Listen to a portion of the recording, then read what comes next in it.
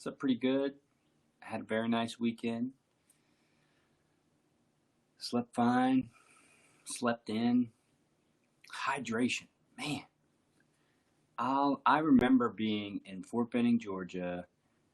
I was brand new to basic training. About a week into basic training, I started getting these incredible pains in the back of my legs and in the region of my kidneys. And I just remember just agony, day after day after day. And what I would do is we'd be sitting in these kind of lesson halls, and I'd take my boot off, and I'd stick my boot, like the heel of my boot, I would push it into the underside of my legs, so my hamstrings, and just to get the pain to stop. It was like a rope that was becoming tighter and tighter and tighter, and it was awful. And it occurred to me about 5 days, after about 5 days of this, that I wasn't drinking enough water, and it was my body's way of telling me that. And so I've experienced the same kind of thing. It's whatever dehydrates me, whether it's alcohol, coffee, salty foods, whatever. I get real sluggish and tired. But what I've been doing now is I've just been drinking a lot more water, and all the sluggishness, fatigue, heart racing stuff, that's all gone. So stay hydrated. All right, so today's stanza is as follows. As soon as you concern yourself with the good and bad of your fellows, you create an opening in your heart for maliciousness to enter. Testing, competing with, and criticizing others weaken and defeat you. Weaken and defeat you. So a new little phrase I want to introduce is called Bell's Breakthrough Armor. And what we're doing with each bell is we're breaking through the armor of the present moment, what's going on, focusing on just the present. But the armor really comes in the form of belief systems or ways of thinking. And each time we go through the bells, we kind of break that up. Because what a belief system is it's something that is established based on past experience and it's learned. And then it's also something that projects into the future. So it has a very significant quality, not only that organizes why you do what you do, but what you're doing it for. What's your expectation? Not just where it came from, but what it was meant to do. And so you can look at that in lots of ways, but the thing that really matters is that we can break it down. We can actually break down the layers of this kind of structure and get to an observation point or a place of observing a situation or a new idea that's less armored up, that's less secure, that's open to kind of a new view or a new way of thinking of things. So that's what each bell does, and each subsequent bell takes us into a different layer. So the first layer that we kind of break down the armor is the layer of safety. So that's bell 1.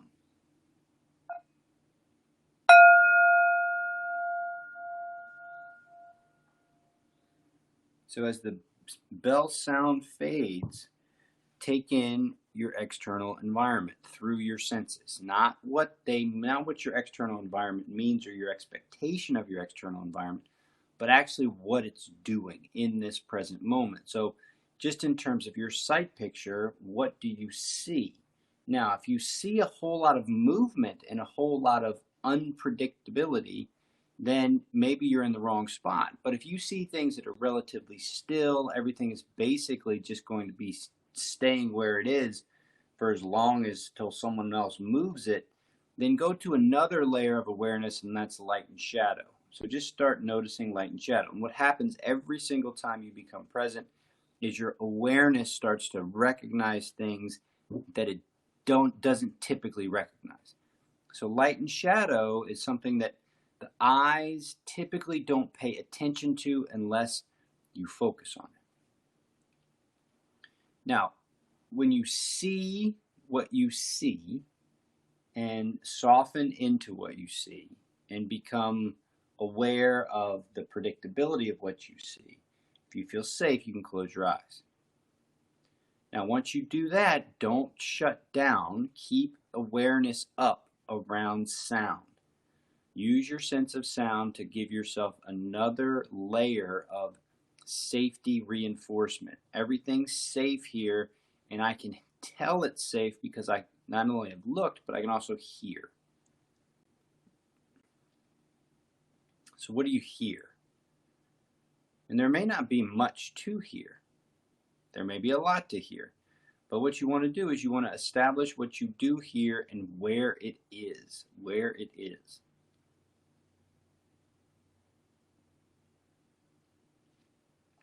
Once you've established what you hear and where you hear, come closer in. The next layer to become closer attuned to is the layer of your sense of touch. So your skin. So what's touching you? Mostly probably just your clothing and air. And see if you can distinguish between what's touching you, the clothing and the air. Where do you feel your skin open to the air? Where do you feel your clothes? Maybe there's even a temperature difference, maybe because it's kind of hot. There's maybe even sweat or moisture somewhere. Make an assessment of safety there. Now, get even closer into the body. We're going to come to sense of smell. Sense of smell is, kind of taking in the world kind of right at the edges. It's not completely coming inside, which is more the breath and sensation of the body, but still there's still this closeness with smell and taste. Don't forget to just notice just the simplest things, the absence of smell. If you were in an area that was really pungent and full of smell, like if we were sitting in an outhouse, that wouldn't necessarily be the place to train, right? Wouldn't be the place to practice too much smell. Maybe you're surrounded by flowers or roses, which is a really nice smell that you can become comfortable with. Same with taste. You're looking for kind of empty, 0. If 10 was super taste, like you're biting into, an apple or, caramel, big taste. And then, a glass of water, there's no taste. Notice 0 taste. Notice just the absence of taste and how it has resonance. The neutral stuff. The simple stuff. So we've established that there's no armor needed. There's no armor needed for the direct environment. Okay? And so all the armor that typically comprises your direct environment comes from your past future analysis. By coming into the present, we can break that armor up and become more present. And so next, we'll go into the body.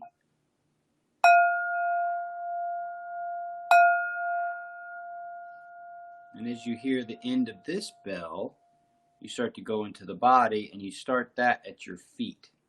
That's otherwise known as your ground. So that's what's touching something underneath you. And so by connecting to what's underneath you and what's touching you, you can really reinforce to your brain. Okay, and this is particularly important for the amygdala. This is particularly important for the warrior who's experiencing PTSD, who's experienced trauma, is that the ground beneath you is solid. How do you know? Well, you feel it. You absolutely feel it. And so by feeling it, by going in and feeling right now, what you're saying through your central nervous system to your amygdala is that my ground is safe and secure. I can rely on it. Now, once you've established your ground, don't just rely on your ground and then that's all good. Build your best. Build your best spinal alignment from the ground up. So you start with your pelvis. So ideally, you're sitting on a armor down meditation cushion, and you're getting a little lift in your pelvis. From the little lift in your pelvis, relax your core so there's some slack, and then take the slack out by allowing your torso, your heart space to lift. So slack out means you relax the belly region. Now your belly, okay, your belly has its own brain. Your belly is full of complexity that interacts through the superhighway of the vagus nerve to the rest of your systems. So by softening the belly, you're signaling to the systems that everything's okay here, and you're also softening areas that may be kind of constantly triggered tight, constantly on, constantly engaged. And you've got to unwind that. You've got to unwind that, armor down that region by letting it go, letting it go, letting it go. So release whatever's going on in the core. Heart space lifts, shoulder blades, collarbone. See what they're doing. Get a feel for them. So much of our warrior training has to do with the sucking up of pain, pushing through, the finding a way to get it done. This is the opposite. This is letting all those patterns fall away. We armor down all those patterns, come to the throat. Here again, pay attention to throat and jaw. Really pay attention to throat and jaw. Softening, softening, softening, softening. If you're yawning like me, that's a good sign. You don't yawn when your body is triggered. You yawn when your body is softening, when your body is relaxing. Now, come up to the top of the head, top of the spine, get taller by 1 millimeter. Just 1 millimeter. You know, there's no big effort here, but you're getting taller by 1 millimeter in order to kind of put your whole spine together in a conscious way. All right, now we're good to go. So we've broken through the armor of the assessment of our environment. We've broken through the armor of the alignment of our body. And now we're going to interact with our central nervous system through breathing. So here comes third bell.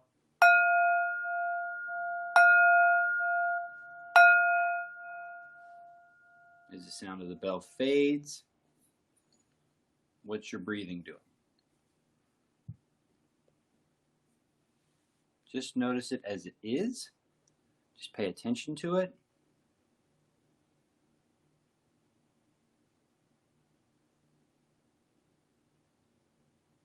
If it's real short and small, let's influence it. Let's make it big and long, right? So let's create some really long and full inhales and exhales. Whenever you're ready, give about 5 of them and then reconnect to what your breath is doing.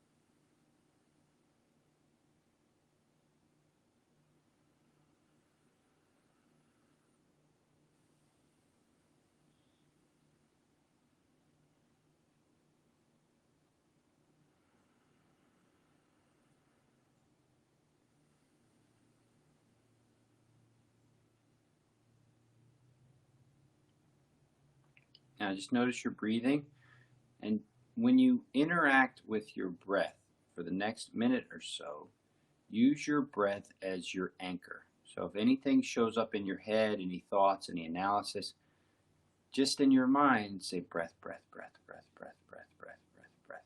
So you just focus back on the breath. It's kind of like the breath mantra. You just, if your breath is kind of going and you're focused on it, good. But if your mind starts coming up with thoughts, just say breath, breath, breath, breath, breath, breath in your head, and just study your breath, looking to continue to calm, continue to become softer and softer and softer in your internal environment. Now, what that means to become softer is to become more open. To become more open is to become more informationally aware. more informationally aware. Think about how much the military taught us to shut things off. Think about how much the culture teaches us to shut things off. It's a lack of information. You don't get more information. You get less and less and less, which means you're making decisions from less and less knowledge. That's silly. So for the next 2 minutes, focus on your breath. And if you need something to do with your thoughts, just use the mantra, breath, breath, breath. So in your own head, just say the words, breath, breath, breath, breath, breath, breath, breath. So let's just do about a minute.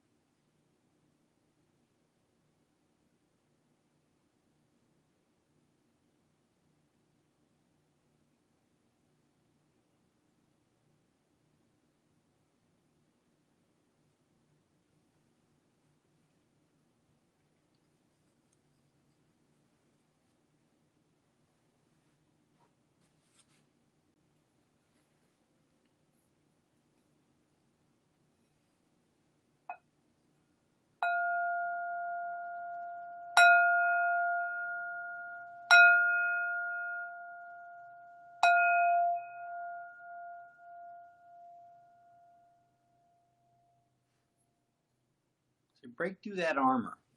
Break through that armor down, because what you want is on the other side, you want all the information that you can get. And all the information that you can get is really, really important. Now, what we experience in the military is we experience a structure that by its very nature disposes of kind of bodies. You know, we as soldiers are important. We make up the army, but ultimately the army is more important than the soldier. So the orders that are coming down from on high have to look at the soldiers as expendable, and they have to learn and practice of just letting go of whatever feelings about this, that, and the other that they have, and just put the mission first. And so that travels all the way down to the individual. And the challenge that we all face is that if we can internalize that structure, as we can idealize that structure, we can put things as ideal over other things. And we can create these hierarchies. And the hierarchies can facilitate an expectation about things and an interpretation about things that it's actually quite limited. It's not very robust. It's not flexible. It's not nuanced. It's pretty simplistic. Now we can reinforce the simplistic nature of it with kind of armor, right? Don't look here. Just keep looking like this. As long as you keep looking like this, everything's fine. And that's where the statement of today's title comes from. Cruelty makes weakness feel strong. And the way it does that is by operating inside a kind of a fixed series of parameters. And the problem with a fixed series of parameters is that you get surprised. And every time you get surprised, which is constantly, every time you get surprised, instead of adapting your parameters, broadening your parameters, instead of here, whoa, maybe I'm missing something, what typically happens is it gets narrower and narrower and narrower. And so now the only thing that shows up for you is what's inside this very narrow parameter. And that's a problem. That's a problem if you're a warrior. That's a problem if you're, a parent. That's a problem if you're a friend. And that's a problem with your own engagement with your own self. And so the goal instead is to not limit, not continue to armor up. The goal is to armor down. And the reason why you want to armor down is threefold. One is it helps you reconnect to a proper alignment with safety. So that's people that have experienced trauma, that's way harder said than done. So reconnect to a proper relationship to safety is number one. Number two is reconnect with a relationship to your body that includes all aspects of your body, not just the hardcore stuff. And then number three is navigating life. Navigating life is incredibly full, incredibly complex, and at times incredibly challenging. And so if you're operating with a full environment, then you've got to be prepared to interact with a much broader perspective of what it means to be alive. And if what it means to be alive is limited through cruelty, which is judgment and analysis, and this is good and this is bad, and this is what you want and this is what you don't want, you're reinforcing limited beliefs. And limited beliefs at every level limit opportunity and limit capabilities. And that's just not helpful. So I'll reread this stanza, and then, I'd love to know what you think it means. What do you think this stanza kind of means in terms of just life? So I'd love to get your thoughts on it. As soon as you concern yourself with the good and bad of your fellows, you create an opening in your heart for maliciousness to enter. Testing, competing with, and criticizing others weaken and defeat you. What does that mean to you? What does that mean in your life? I know for a fact, I was just looking. I got a picture of my basic training class, and I was just looking at it. And I remember the different guys there and who I was interacting with, and the levels of competition, and it just took me back. But what does that mean to you? What does that mean to you about kind of, what does it mean for maliciousness to enter? What does that do? Anyway, that's the end of today's training. Thank you for participating. I hope you have a great day. I hope you have a smooth rest of your day. And we'll see you tomorrow. And feel free to reach out and share what you think about today's stanza. Later, Armor Down.